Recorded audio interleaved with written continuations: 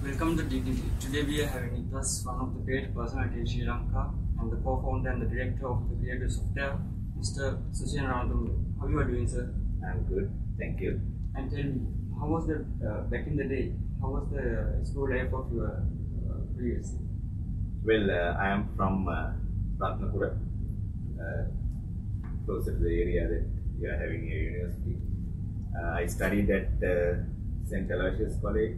Prior to that, I was studying at Ferguson High School up to grade 5. Then, after completing grade 5, I joined St. Aloysius College, boys' school, and there I studied up to A-levels. I did A-levels in the mathematics stream. However, I did not qualify for university, so I had to look for other options. So I went and joined. That time there were not many institutes like these days. So I joined the National Institute of Business Management. I was awarding diploma programs at that stage. So I joined that institute and did a diploma in computer systems design. So that was my start, education, IT education. That was the start, I would say. So what do you attribute your success? I mean, after the school age and you just become to the IT industry. How was that? Well, IT industry at that stage was not as mature as these days. It was limited to local work mostly. So there were few companies that you could join at that stage. So I joined one of the leading companies in Sri Lanka at that time as a junior programmer and worked in a project for the Sri Lankan government that was for the customs department. And during that time, private institutes started coming in to award degree programs for people like us. So I was in the industry, and also I had I wanted to do a degree in IT. So the Informatics Institute started at that time. I joined there as a part-time student while working, and that was their first batch. So I joined that batch and completed my degree in 5 years part-time honors degree. Was that the question? Sorry, I dropped there. Yeah, it's I just answered what are the attributes of it. Actually, you just answered, and what are the best impact in your life to be an IT industry environment? Impact to me from the IT industry. Well, if you take Sri Lanka, for example, there are like different verticals, industries, I would say. Take business. The time that we joined, that was in late 80s, 89, I started my job. So most popular employment opportunities were with, especially with financial institutions and places like that. Banks, garment industry was picking up at that time. So those organizations were there. For young people, IT was an emerging thing at that time. So it was very interesting to explore and see like what is happening in the IT industry. So everyone, basically all young people of my era wanted to do something with IT. That was the start, I would say. That time was the beginning of the IT industry in Sri Lanka, proper IT industry in Sri Lanka. And we also knew that there's a global requirement or global opportunity for people who are doing IT, right? Not like other industries. Like if you take, for example, law or medicine or any other field, even engineering field, some other engineering fields, if you do a degree here, when you go overseas, you have to do another qualifying exam or something. Whereas an IT qualification was a global qualification.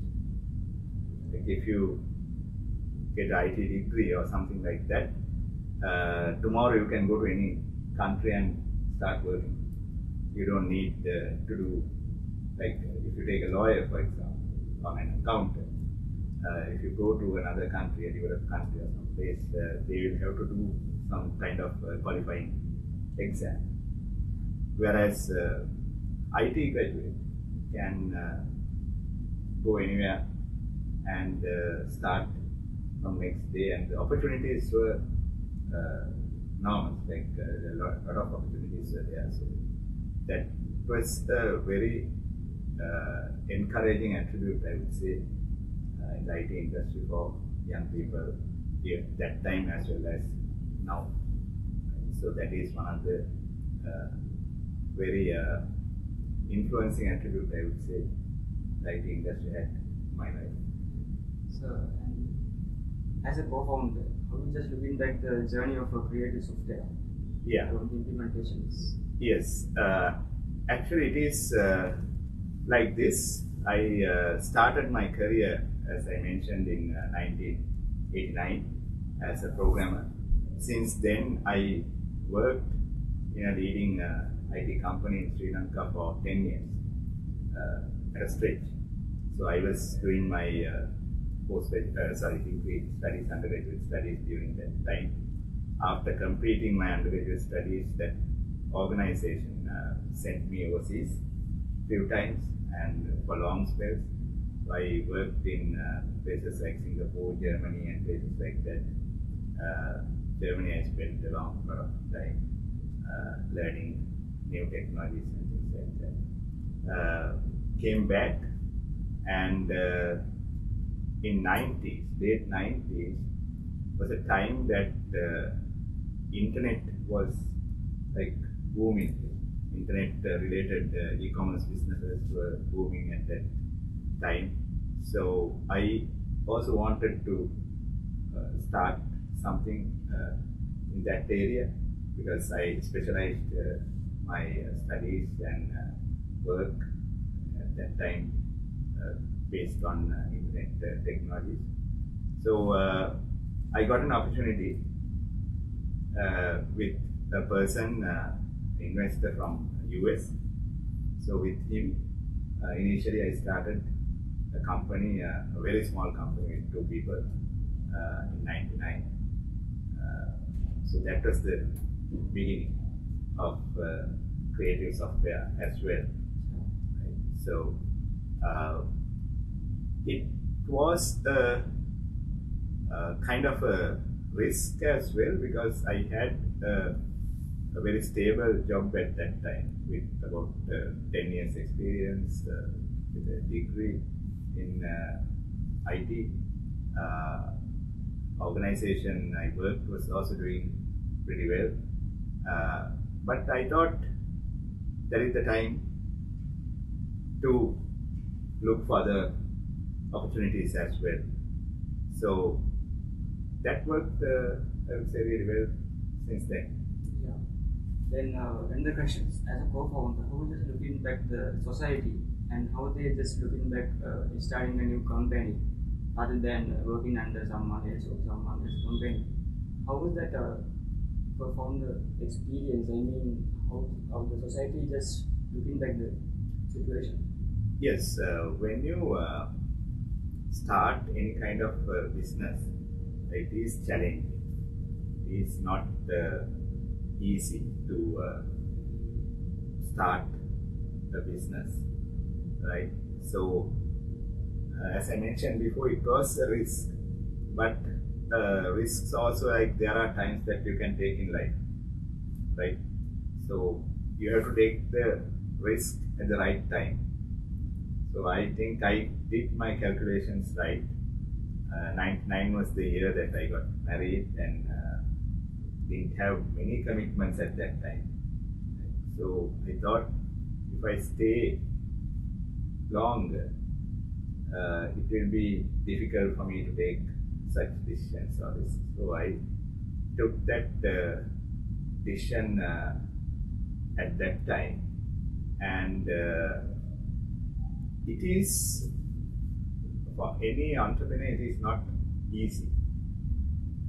It is not cakewalk. So you have to be ready to take challenges. So there will be ups and downs. Sometimes when you see our lives now, you think it's very interesting, but we have come through the hard way. It was not easy when we started the company, especially a new company, to find clients. It was not easy. The business that we started failed, so we had to think about the business that we are going to do. That time was like hectic. It was not easy because when a business is failing, you have to undergo a lot of agony. So we had to go through all that. But I don't regret. I think I did the right thing. So my advice for young people like you all who are doing IT degree, this is a wonderful industry with many opportunities. Like if you take any other industry, needs IT. Like you take medicine or any other engineering field, law, accountancy, business management, all these fields, industries need IT, right? Motor mechanics, some electronics, all that, construction industry. So there are so many opportunities in this, and you can explore and see what is the best suited for you. You don't have to always do what someone else is doing. You can think about new things, and your share of the pie is there. Yeah, obviously great piece of story behind this. And what are the milestones of creative software company as a company? Sorry, What are the milestones of creative software? milestones of creative software. If you take, I mentioned to you earlier that we started the company in '99 as a .com company. We started it. That failed. So then in 2002, we thought, my initial partner decided to quit from that business. So I had to find new partners for the business. So that is the time Creative Solutions started. So we started as a service company to provide software development services to especially to software product companies overseas. So that we started with a very small clients, I would say, small time businesses with very small teams. So our initial task was to give software engineers from Sri Lanka to develop products overseas. So initial our clients came from the US. Then gradually in 2004 we got our biggest break, I would say. A company called Engineerimg approached us. They are from the US, and they wanted to develop a software for Boeing 787 aircraft. That was the time they were going to assemble the plane for Boeing, and they wanted us to develop the factory floor automation or the manufacturing and execution system for Boeing. So we jointly with Engineerimg developed that product. That was a major breakthrough, I would say. And we had at one stage we had about 50 people working for that company. Then same year, latter part of 2004, another Swedish company approached us. That was Cambio Healthcare Systems, and they wanted a team of 5 members to develop their e-healthcare product with us. So they approached us, and we gave a team. At that time, Cambio Sweden had about 60 developers, engineers working in that product, and that relationship also worked really well. To date, we are managing Cambio Cambio software engineering now. It is in Sri Lanka with about 350 plus software engineers working there in Sri Lanka now, and about another 300 working in Sweden, and they have the biggest market share in Sweden for e-healthcare. Not only that, they have gone to other countries as well, like Denmark, UK, and places like that.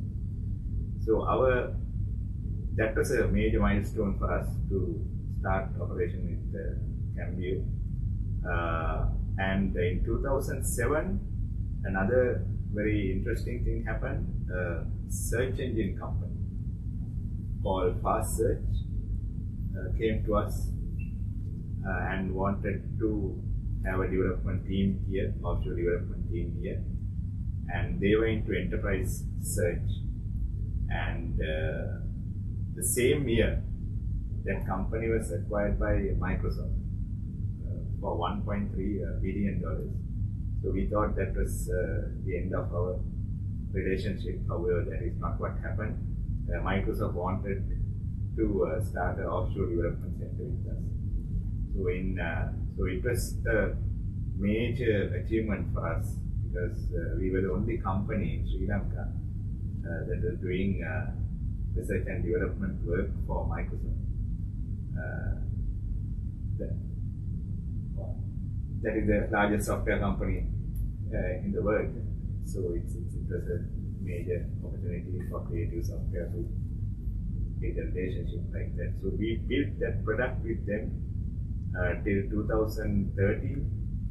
After that, Microsoft took a policy decision to develop all their core applications within Microsoft. And at the moment, still we have a team for Microsoft, but they are mainly into application management services and infrastructure support.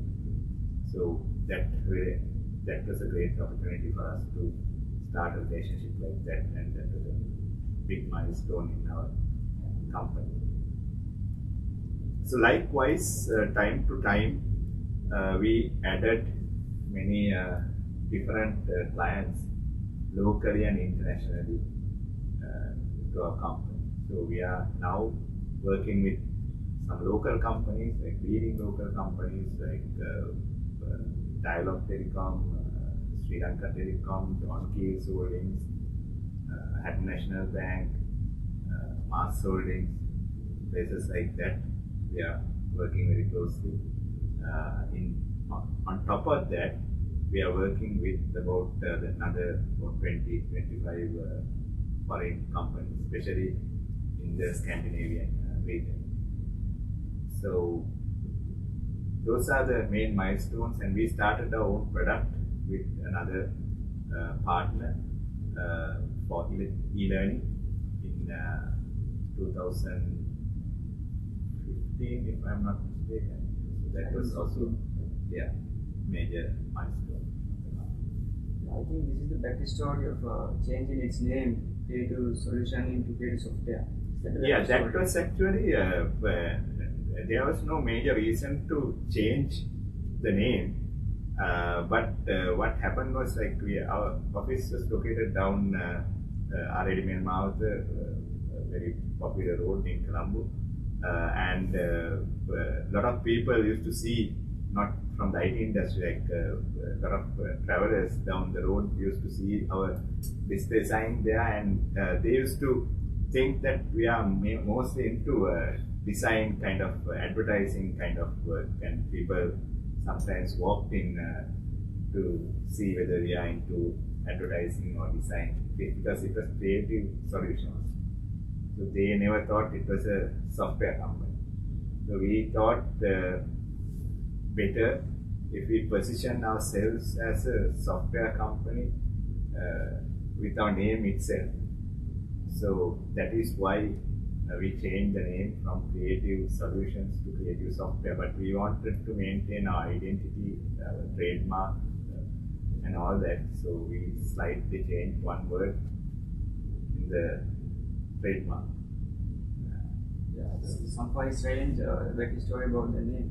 And so, how you just looking at the difference between IT industry in Sri Lanka and other countries? Is there any biggest difference?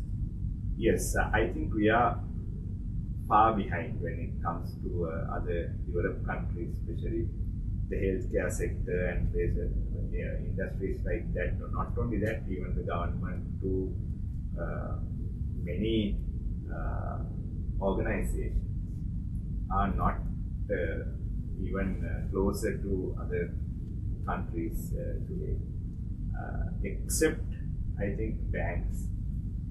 Banks have, I think they have done their homework, but other industries, I would say, far behind compared to the clients that we are working with.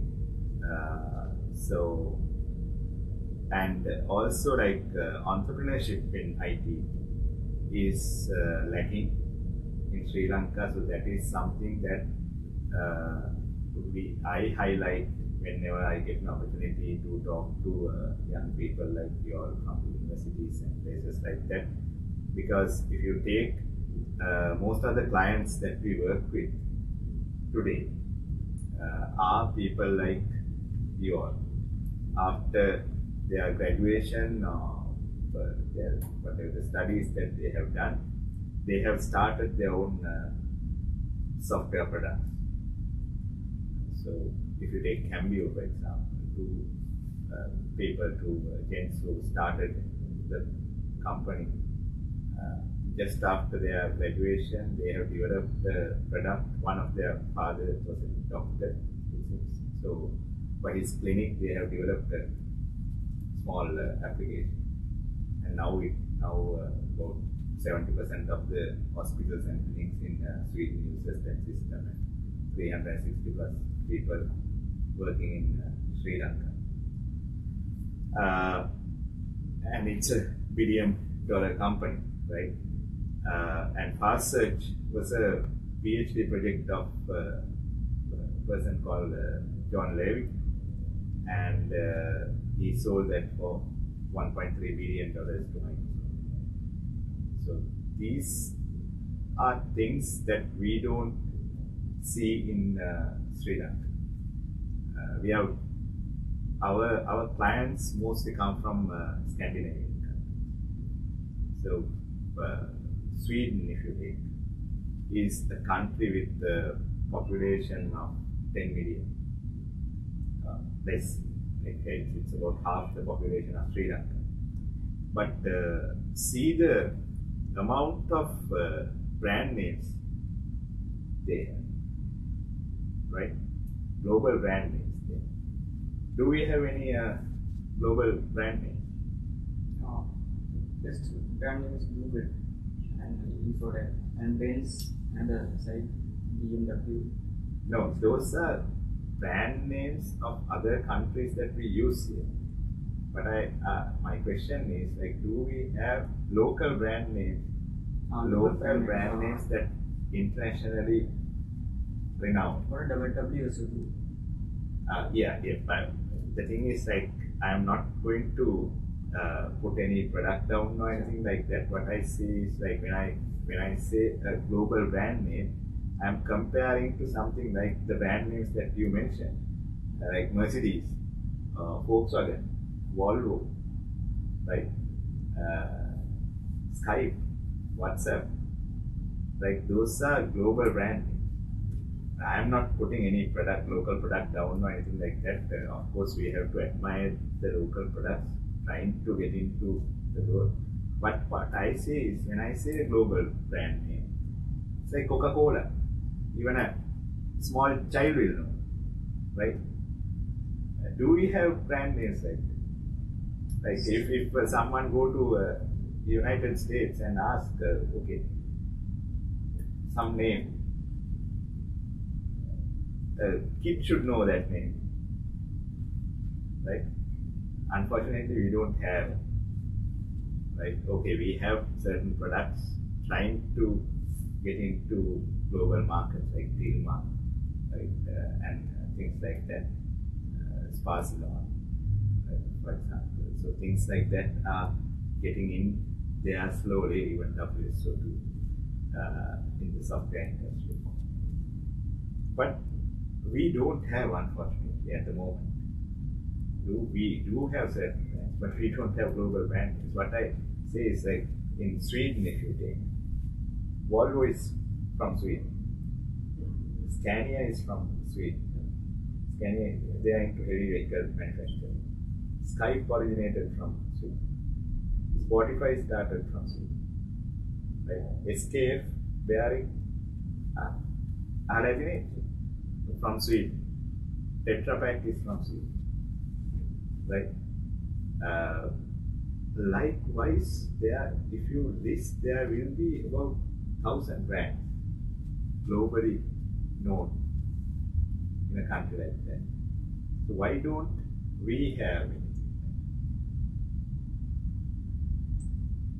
Right? So that is why I'm saying we are very far behind compared to other countries. So, but you all know, like now I mentioned earlier that product called FastSearch was sold to $1.3 billion to Microsoft. That is the amount. I always say this, right? For you all to think about it. That is the amount we got for Hambantota Port, right? That is 100 million less than what Chinese government is investing for Port City, right? So one software product, our client sold for that amount, right? And WhatsApp was sold for $18 billion in the first IPO. I think first placement, not public placement, private placement. I think I'm not very sure, but amount I know it is there in the net for $18 billion. And the amount we spent for Southern Highway and Airport Highway collectively is less than $1.1 billion. So we have people here, right? And nowadays it doesn't matter where you live to develop software. Right? If you're not like the days that we started our careers in an era that communication was not as powerful as now. Like we developed software in mini computers. So to communicate from this terminal from this desk to the other desk, like either we have to, if there are PCs, like we need two telephone lines to communicate, right? And modems and lot of equipment. But nowadays have changed. With your mobile, you can connect to the entire world. You have access to all the resources that a person from the developed world is having. So you can't give any excuse, right? So All the material is there. Only thing is like we are not doing it. So we have to develop those skills, and we have to see what is happening in the world, and we have to come out with some new ideas. Perfect answer for not only for the questions but also for the great solutions. So, is there any idea behind you to starting a new company rather than years of time? You mean why I started the creative? Yeah. Is there any idea to start a new company rather than a new company from creative? Yeah, of course, we are always looking for new opportunities. So that's why we have started kind of incubation program within creative software to work with young entrepreneurs. We already have started layup product. I told you, like, it is now used in leading companies in Sri Lanka. National Bank is using to train all the executives that product. John Keys is using that product to train their executives, especially supermarkets and places like that, and also the leisure sector of John Keys. Expo Lanka is using that product in Sri Lanka, and we are talking to a few other companies. Mass Holdings is using that product. And also a few other overseas clients. That was one of the success stories that we have. That was the product or company of creative software, and we have started another about 4 other e-commerce products recently with various parties. One is for the travel industry to book inbound tours and hotels online, and also we have started another product. It's kind of a news portal for women in Sri Lanka. So we are working with an organization called Women in Management, and they have an annual event to select 50 top women in Sri Lanka, executives as well as entrepreneurs and people like that. So this news portal will carry their information for others to learn how they have done their things. We have also started another product with another set of people for the real estate market. So all these things will come very soon to the market, and we are also open for other ideas. So we have this incubation program that it's there in our website. So anyone who's interested can send their proposals, and we will be evaluating it. We don't make a big noise, but we select the right product, and we are not going to do things out of our scope. If we feel that the idea is good and is having potential, we will be joining hands with them and doing it. So that way, I think we also have a social responsibility as a developed company, capable company in Sri Lanka, to help the others and grow more. So that is an area that we are concentrating. Okay. Finally, if you have any piece of advice for someone who is going to be a success story, what was that? For someone younger generation, is what I have tell them is to be brave.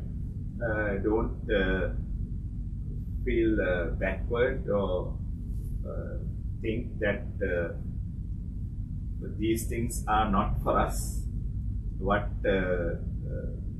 Mark Zuckerberg is doing is not possible to do in Sri Lanka. What Bill Gates did is not possible for Sri Lanka, that is for Americans or that is for Europeans or Chinese or whatever. Alibaba is a good example. We also can do things, and we should not restrict ourselves to the local market. A local market, if you concentrate, you know what is happening now. Right? We have a severe crisis with the US dollar. So I am not criticizing again anyone, but if you see in Sri Lanka today, the so-called business tycoons that we have are people who are importing things and selling to Sri Lankans, right? Trading within the country. That is not going to help the Sri Lankan economy, Sri Lanka to develop. So we have to send things out from Sri Lanka and earn money if we want to develop the country. So the best way to do that is skills. With our skills, because if you take creative software, for example, we are exporting only the knowledge. We are not exporting any raw material or any commodity or anything like that. Now earlier our main exports are tea, rubber and coconut. But we are slowly, we can't meet the global demand with those products. Right? So best is, I think, without much of an effort, right, we can export our knowledge. So I think younger generations should concentrate that and think about that and work towards that. That way, definitely you'll be able to get good results. So thank you very much for the great analysis and locating your valuable time for us. And we wish you nothing but the best. Thank you very much.